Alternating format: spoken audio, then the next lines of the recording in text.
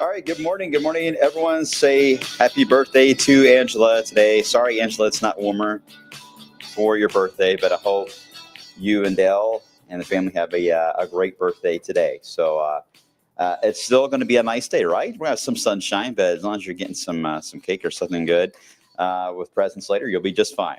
Happy birthday again to Angela. Hello, everyone. Wave meteorologist Brian Good. We are welcome to SnowTALK, where we have a chance to talk about any long-term chance, sometimes short term, on snow chances. And sometimes there's some items to talk about. You guys have been around for a long time.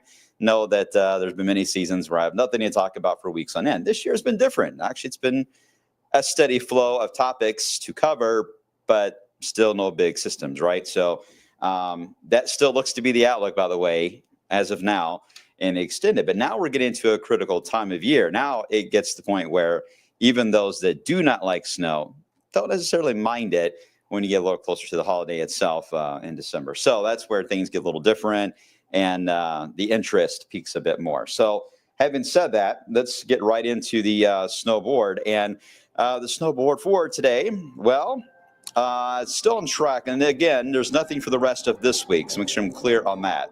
We're done with the snow chances this week. Next week, and it's the end of next week, the potential is there for a rain to snow setup, or it could be rain or snow. We'll dive into that. And then we get into a clipper snow. Oh, we've done this many times. Clipper snow for next weekend. And then, yes, I promise I didn't type that in there just because I'm being bribed. But clipper snow is in for the 23rd through the 25th. Almost seems too good to be true, right? And perfect, too. A clipper snow for Christmas, I think, is actually really nice because it doesn't impact travel in a huge way where you can't get to where you need to get those presents, but allows you to still have a good time and a picturesque holiday moment for memories. Always love that. All right. You're looking live there near the airport, actually, because we had a crash there for a while today on the Waterson near the airport in I-65. Looks like that is getting back to normal. Good news. Love to see that. All right. Temperature outside. Cold, you guys know that, 29. I didn't see much of the snow squall activity where I was at.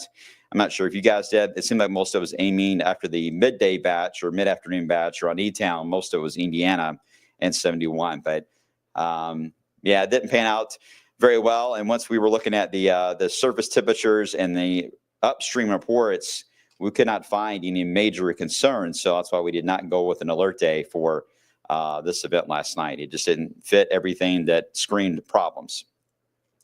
Usually warm ground around here and those situations can help us out. So anyway, that system is over with. Now we got the chilly set up today, although it's not as cold as what some of the data indicated today would have been like. A lot of the numbers originally this week, even going back to just Tuesday, were indicating numbers that may not get out of the 20s. I think we're going to get out of the 20s today. 30s are likely. So small little improvements are the ones that we try to champion. Now, there are some clouds draped in the area, and you can faintly see them.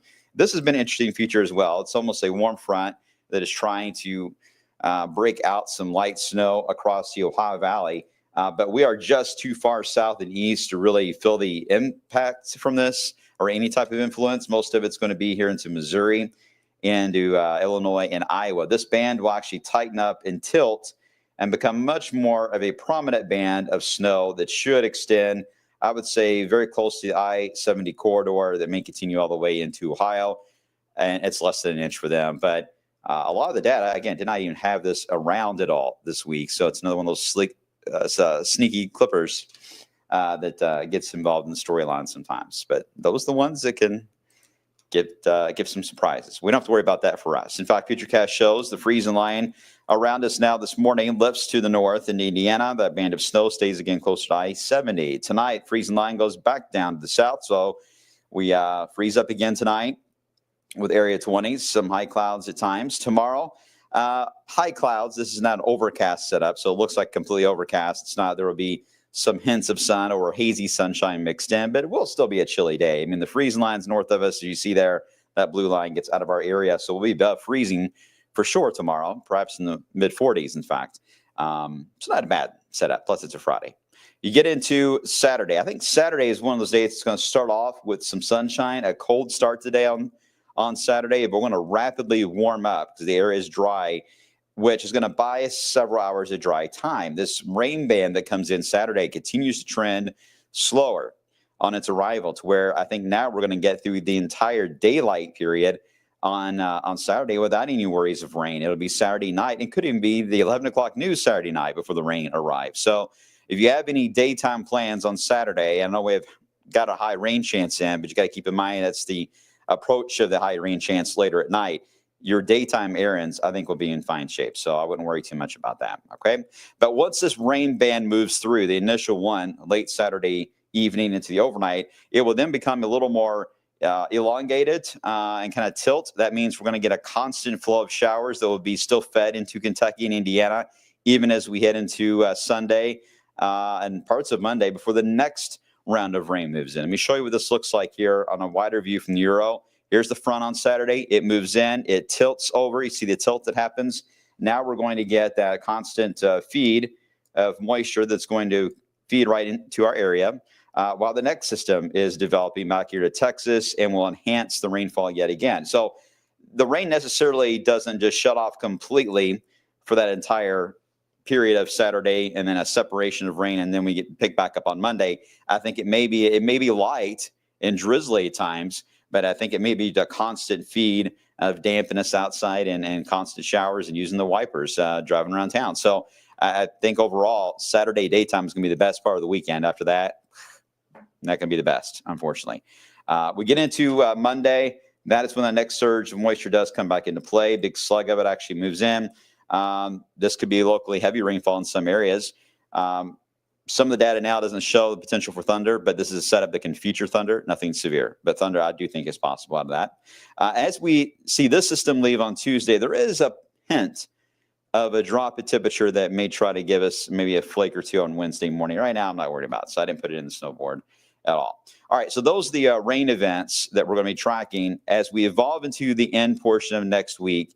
That is when we have a low pressure that will likely be cut off and has a big debate once again of whether or not it will be phasing to a piece coming in from the north or not. My still gut feeling on this at the moment is that Thursday into Friday next week, we're going to have some type of cutoff low in the region. I think rain to start with, but as it passes by, I do think we will put ourselves in at least the zone. This could either mix with or go over to some snow as colder weather gets involved. So the end of the week feature, a lot of question marks on how it will drift because it is a cutoff low. It's going to be very difficult to get a lot of specifics on it until next week, but at least on paper, that's the way that is looking. And I think we'll keep going with clippers, which will get us into the Christmas talk here in just a second. As far as that rainfall goes, by the way, with these fronts for Sunday, Monday, and Tuesday, this is what potential rainfall looks to be: 1 to 2, 1 to 2.5. So again, a good soaking rain for us as we head into early next week. And we may get this about an inch per system is the way it may play out for us, giving us about 2 or higher. So just want to let you guys know, over the weekend, early next week, ground is going to be quite soggy. Okay, so what about toward the Christmas holiday here? Well, as I mentioned, next week we have that upper low that'll move by. It pulls down a shot of colder air. And for the third time this season, we are seeing what we call a stretching of the polar vortex, where it allows for the cold air to stretch out across into lower latitudes. And in our case, it has been around the Great Lakes and the eastern United States. Well, this will be 3 times, and we may get a 4th out of this that may continue even beyond Christmas. We'll see. But because of this angle of attack, it is going to be hard to get a big system for the Christmas holiday right now. We'd have to have something sneaking out of Texas to get underneath that flow. That's pretty unlikely. If this pattern holds, that would be unlikely. What is most likely and fits what the season has been about so far is we're going to see these clippers just keep diving straight down out of Canada and may give us several chances of light snow. Hey, it's something. At least it does right now look to be cold for Christmas. And again, there is a snow chance as long as that stretching of the polar vortex happens. At that period of time, if it's delayed a bit, then we may still have warmer weather around for Christmas. We'll see. But right now, this is where the data seems to be pointing to. All right. I'll try to get some questions. We'll get right into the 10-day, which features kind of a mess of everything, right? With the rain moving in and the pattern down the road. All right. Uh, you're welcome, Linda. There's a lot of us snow lovers out there. A lot of us are in hiding, but we're out there. We're out there. Hey, I'm looking forward to get us a big snow. Hang tight. Hang tight. Just not quite the pattern. I mean, we need warmer weather, but you know, the warmer weather comes with what we're getting this weekend. It comes with rain when you get warm. So it's all about the balancing act. But at least it looks, you know, wintry. That's not bad, right? I mean, last year we had a record high, I believe, on Christmas Eve of 69 degrees. So this would be nice to have at least a colder pattern. Cold and dry, I actually would be okay with, because at least it would make sense wearing Christmas sweaters. But if we get some little light snow, I think it would be perfect for that. All right, I got to run and get ready for the midday show. I'm going to go over all the midday stuff that's rolling in, especially when it comes to timing the rain. But again, now the trend I'm noticing so far is the rain's going to be delayed for Saturday into more so Saturday night, and kind of off and on all the way through Monday. Good soaking rain there, guys. And then we'll do the worrying about that system late next week. Plenty of time to watch it. All right, appreciate it as always. We'll take a look at some more long-term data coming up tomorrow on the blog. So make sure to tune in. See you guys on the flip side.